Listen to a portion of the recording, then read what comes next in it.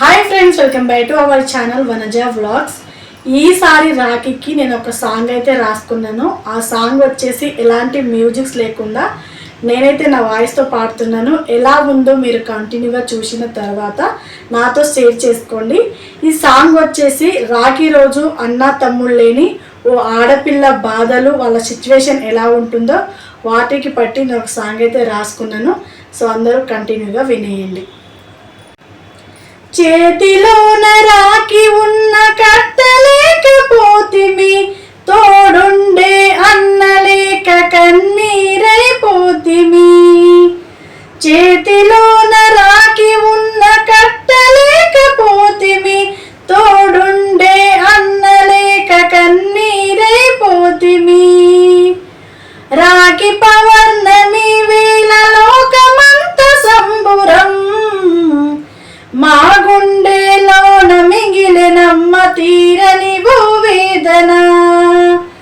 చేతిలోన రాఖీ ఉన్న కట్టలేకపోతిమి, తోడుండే అన్నలేక కన్నీరైపోతిమి. బజారు వీధుల్లో రంగురంగుల రాకులు మురిపెంగా చూస్తూనే ఆగిపోయి అడుగులు. పక్కింటి చెల్లెలు అన్న చేతికి కడుతుంటే రెప్పల మాటున దాగిన కన్నీరే జారెనమ్మా. నాకంటూ ఒక్క అన్న ఉంటే ఎంత బాగుండు, రక్షణంగా నా ఎంట నీలిస్తే ఎంత బాగుండు. చేతిలోన రాఖీ ఉన్న కట్టలేకపోతిమి, తోడుండే అన్నలేక కన్నీరైపోతిమి. హారతి పళ్ళెం చేతబట్టి ఎదురు చూసిన చెయ్యే జాచి, పిలిచేటి తోబుట్టువు లేడాయే, కొండంత ధైర్యమిచ్చే మాట నాకు కరువాయే. అమ్మఒడిలోన ఉన్న ఈ లోటు తీరదేమో, మరో జన్మ అంటూ ఉంటే ఓ బ్రహ్మదేవుడా.